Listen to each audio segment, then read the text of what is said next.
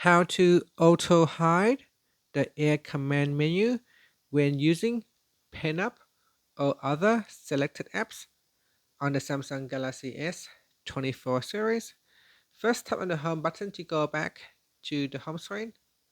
From the home screen, swipe down at the top, then tap on the settings icon.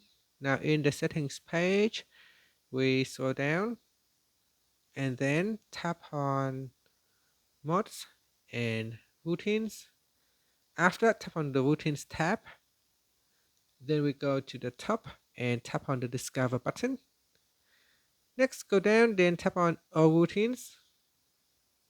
Now we scroll down and in here, tap on draw without interruptions. And from here in the if section, tap on app opened. So by default, we have PENUP added. Now you can continue to add in more apps to the list. So here, let's say in gallery, say Gmail or whatever drawing apps that you have, say Canva. So if I have Canva, I can add it to the list and then tap on done. So from now on, any of the selected apps in here is open. Then open air command with pen button will be switch off. It will hide this feature, and then tap on saved, and that's it.